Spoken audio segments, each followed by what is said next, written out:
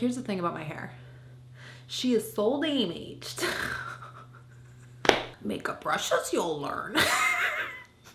So the funny thing is, this video is all about brushes, but I didn't clean mine. Hey, what's up? I'm Olivia Marie, MUA. Welcome to my channel. Today is all about makeup brushes. This is my makeup brushes 101 video. It is a part of my beginners series. If you want to, check out my makeup glossary video. It was the first in the series. My goal is moving forward, if you're watching a tutorial, you understand everything that's happening so you can follow along and learn. This is a big topic. This video might be a little bit long.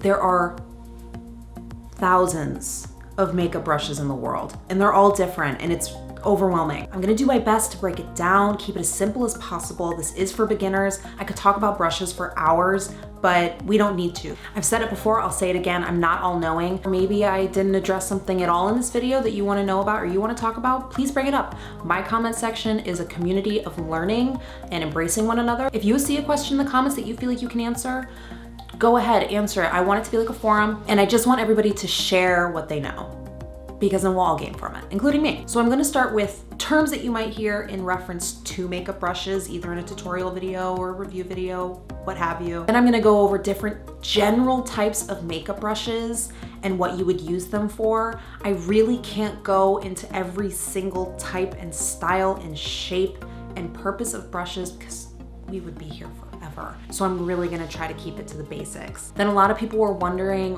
what the necessary brushes you should have to be able to do a basic face of makeup. So I'm gonna go over that as well. And then at the end of the video, stick around because I'm gonna tell you how I clean my makeup brushes. That was another big question that I kept getting. But yeah, get comfortable, get a snack. If it's the evening time and you're over 21, pour yourself a nice glass of wine and let's talk about makeup brushes. So what is the difference between natural hair brushes and synthetic hair brushes? Natural hair brushes are natural. They're made with real animal hair, came from a living, breathing creature at some point. So the thing about natural brushes is that they're actually porous. The surface of the individual hairs have pores in them, just like your hair. And so they're not the best for heavy cream makeup application because the brush is literally like a sponge, will soak up that makeup. So what we typically use natural hair brushes for are blending out powder products. The hairs of the brush move a little more freely, they're a little more fluffy. Synthetic brushes are made out of synthetic man-made materials, but because they're synthetic and they don't have those pores that natural brushes have, they're way better for applying cream products. So cream foundations, cream blushes, cream eyeshadows. They won't soak up the product, it'll be on your face instead of in the brush. That's pretty much the biggest difference between the two. So I will say that synthetic brushes can be used for powder products as well. There's no like, you have to get natural brushes for powders and you have to get synthetic brushes for creams, but it is typically, if you hear a makeup artist kind of switching between the two, that's usually why. Natural hair brushes tend to be on the expensive side, whereas synthetic is usually a little bit cheaper. I can't speak much to natural brushes because I only have synthetic brushes because they're cheaper. If you are a beginner, and I'm assuming you are if you're watching this video, just go for synthetic brushes for now. And then if your interest in makeup grows, then maybe experiment with some natural brushes. If you are vegan or you care a lot about cruelty-free makeup products, synthetic brushes are going to be cruelty-free and vegan, but there also are natural brush products that are cruelty-free. Just make sure you do your research when buying products. Cruelty-free meaning that no animals were used or harmed in the making of the product. I'm not the biggest expert on cruelty-free and vegan products, so if you are one of those people that cares a lot about that, please share more information in the comments. I'm sure there are other people watching this video that would love to know. Sometimes you might hear the word duo fiber when talking about makeup brushes. Duo fiber is a style of brush where it is more densely packed at the base, and then there are less dense brushes kind of sprouting out at the top. So there are kind of two different densities happening in the same brush. This type of brush is great for product control, and I also love using them when I'm trying to do like an undetectable makeup application. Again, if you're a beginner, I wouldn't be too concerned. This is really more used in the professional realm. If you're a pro and you use makeup brushes all the time for all different types of looks, you really start to understand the difference between all of these. But if you're a beginner, it really isn't a big deal. But I figured I would throw these words in just so if you hear them, you know what they mean. I've already said the word density a few times, so I should probably probably explain it. Density is pretty much what it sounds like. If it's a more dense brush, then there's a lot more bristles in there. They're more tightly packed. And if it's a less dense brush, then it's fluffier. Kind of like how in my glossary video, I discussed the difference between buffing and blending. A more dense brush is going to buff product on, and a less dense brush is going to blend it out. If you want more pigment out of something, then you're probably gonna wanna go for a more dense brush. And if you want a product to apply a little bit less pigmented, then you might wanna go for a fluffier, less dense brush. Okay, now let's dive into the different types of brushes. So I am gonna go over the very general different types of brushes and their different uses, but keep in mind that an eyeshadow brush can be used as a lip brush. It really doesn't matter, it's all up to you. I use my brushes in all different types of ways and it changes every day. There are some brushes that I won't use for like a year and then all of a sudden I'll pick it up one day and it'll become my new favorite brush. Rules with brushes can be broken, messed with, and played with. So if you hear something and you're like, oh, that's not the way I would use that, you don't have to. It's just their intended use, and that's what I'm gonna be discussing today. As I talk about the different types of brushes, I am gonna put up different pictures of the different variations that I don't have, but do exist. You will see them, just so you have an idea of the different categories these all belong in. So let's start with foundation brushes. So foundation brushes are used to apply and blend out foundation on your face. And there are a few different kinds. Generally, you will see the kabuki type makeup brush. It's kind of like this, very densely packed, usually very, I don't want to use the word stubby, but I'm going to anyways. It's very much for buffing. Kabuki brushes can be really big and broad. They can be really tiny. They can be flat, they can be domey, they can be angled like this one. There are all different types of variations of the kabuki brush, but general rule with kabuki is that it's that really dense buffing brush. I've been using these a lot lately, a lot more than say a sponge, which I'll talk about in a second. I feel like kabuki foundation brushes give you a lot of control. You can really buff out foundation into nothing if you wanted to, or you could really pack on pigment and build up coverage. You might also see more of like a flat, paddly type foundation brush. This I think is great for applying foundation, especially if you're a makeup artist. This is great for getting the product on the face, but I don't necessarily enjoy these type of brushes for blending it out. Not to say that it can't be used to blend, but it's just not what I prefer to use. Yeah, these aren't round, they're flat, like a paintbrush almost, and it's just a different kind of brush. And then you have makeup sponges. They can do all of the above. The only thing is they soak up a little more product than a brush would. So if that's something that bothers you, you feel like that's wasteful, then maybe don't reach for a sponge. But these are great. They can be used for foundation application and also concealer application. I even use sponges to set my under eye with powder. These can be used for a bunch of different things. And they're also an amazing eraser if you're working on your makeup and something goes wrong, maybe a little fallout gets on your cheek, or you accidentally get lipstick over here. You can go in, blend it out, and what I'll usually do is like there will still be either concealer or foundation on my sponge, and I'll just go in and re-blend out whatever mistake was made. Concealer brushes. So concealer brushes are very similar to foundation brushes. They're just smaller, significantly smaller. Their purpose is very similar to a foundation brush as well. It's just you're applying the product in a smaller, more specific area, so you need a smaller and more precise brush. I don't really think they're necessary for everyday use if you're a makeup beginner. It's definitely more for professional use. Contour brushes. So contour brushes, I don't want to say they're a new thing, they're not a new thing, but they have grown in popularity since cream contour has become popular. It's like a really specific version of a kabuki brush where it's flattened out. It's meant to be able to make that line in your cheekbones. Again, really not necessary. Even if you are a cream contour lover, you can just use a foundation brush like I showed you before to do your cream contour. You don't need a magical brush in this shape. I really think this is a little bit gimmicky. Definitely meant to get you to spend more money that you don't need to spend. Contouring brushes come in different shapes. Sometimes they have scoops in them. I don't think contouring brushes are useless, but I really don't think they're necessary at all. I mean, obviously I bought one, so I thought maybe it would be useful, but I really don't reach for it ever. Powder brushes usually come in the form of something like this, big, fluffy, I think some powder it's gonna give you a nice, even blended out coat of powder on your face. Not only is it great for applying setting powder or powder foundation, but it's also great for blending out, say, bronzer or blush later. If you apply too much, you can go in with a big brush like this and blend it all out. It's the same idea as like a big domey eyeshadow brush meant to help blend out your eyeshadow. but it's just way bigger and it's for your entire face. So sometimes powder brushes come in way bigger than this or even a little bit smaller than this. Sometimes they'll even have more of a paddle-y shape, like they wouldn't be perfectly round and circular like this. They might be a little squeezed like that. Powder brushes come in many forms, but I think something like this is pretty standard and will work for you. So brushes for blush and bronzer are usually just smaller versions of a powder brush. They also come in a multitude of different shapes and sizes. This is the brush I use for both my bronzer and my blush.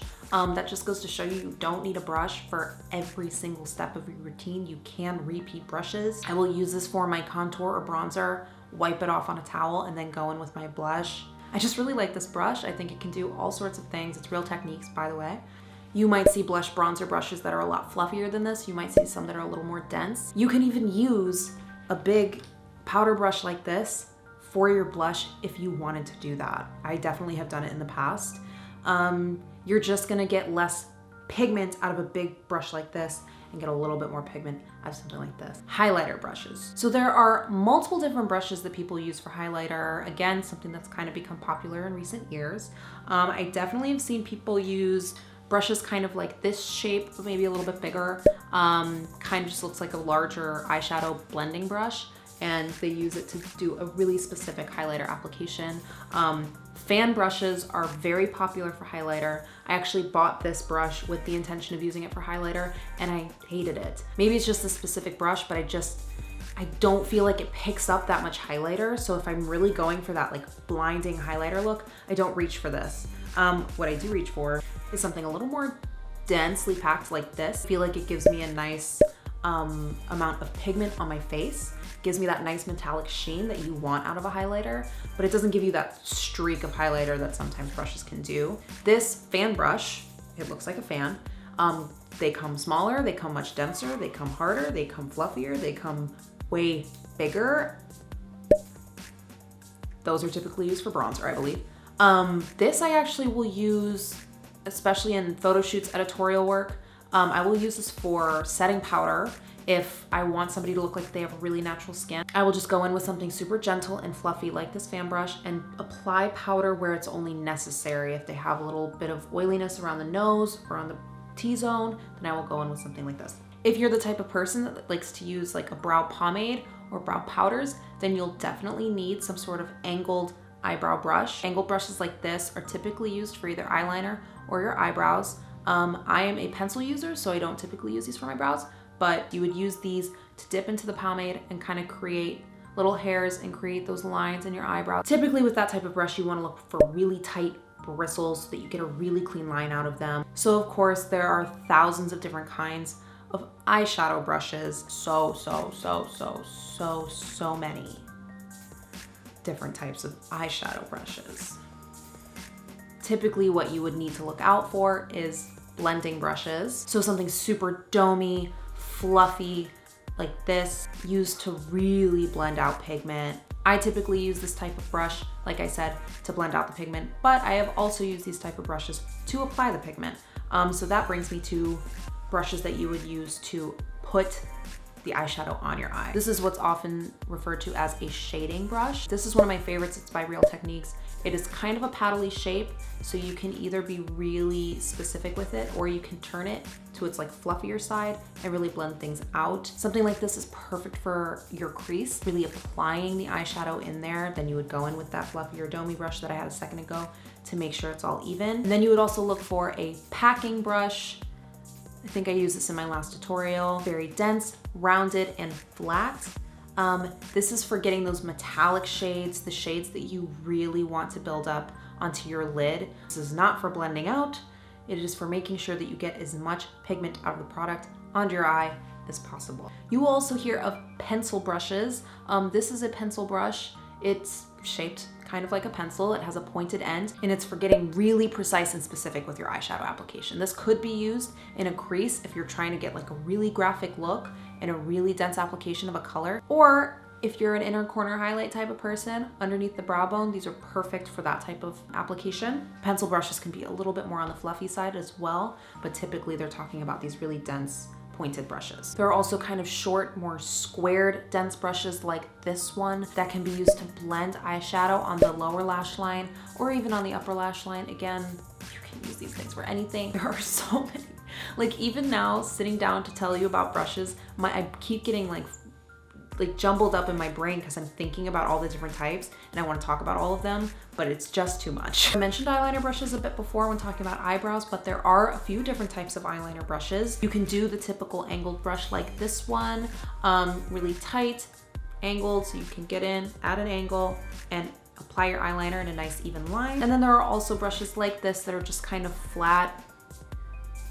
They kind of look like those paintbrushes that you would get in watercoloring kits as a kid. I don't prefer to use these for eyeliner application, but that is what they can be for. I find that they typically just fray out a little bit and that doesn't lend itself to a nice even line. What I do use these for is spot concealing. If I want to go in really specific to conceal a spot, concealer, these are perfect for that. And finally on my list is lip brushes. Lip brushes are just really small, dense little brushes for applying lipstick. They will typically kind of look like this, maybe a little more pointed sometimes. But yeah, it's just for applying lip product on your lips. Makeup artists definitely need lip brushes in their kit because it's the best way to be hygienic. You don't want to be sharing lipsticks with different people. But if you're just doing makeup on yourself, unless you're doing like lip art or you're using a lip palette, you really don't need lip brushes. So to me, those are the main categories of brushes that you should pay attention to. So a lot of you are wondering, as a beginner, what kind of brushes you really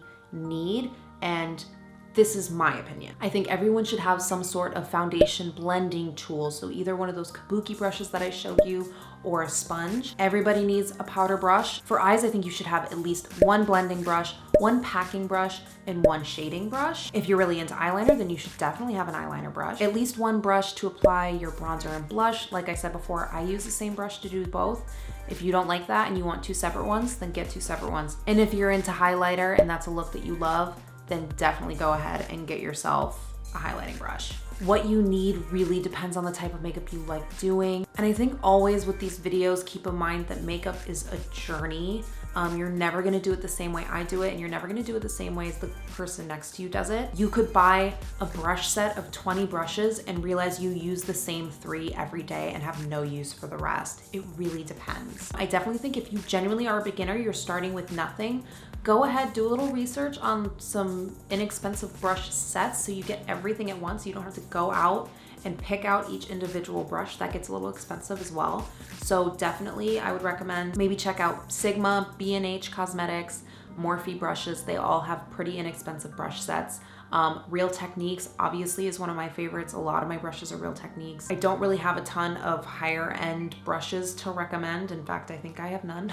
But if you have the money, if you're a huge makeup fan, then maybe invest in one of the more expensive natural brush, $200 brush sets. I think some things to look out for. You don't want to buy brushes that if you see it in the packaging, they're already fraying. And that just means the bristles are starting to like flatten out and go different ways. That's a no-no, that's bad. If you see it in the packaging, absolutely don't get it. And if you notice as you're using it, the brush starts doing that, either return it if you can, or maybe invest in a different brush. That's definitely the biggest sign that it is not quality. I've said before that I think you can make anything work, and I still do believe that. But a lot of the time, if you're having trouble with your makeup application, it's not always you. Sometimes it is the brush. So maybe consider trying a new one. You can definitely get decent brushes for like $5, $10. And if you take care of them well, they will last you a very long time. I have had this brush for at least 10 years, at least. I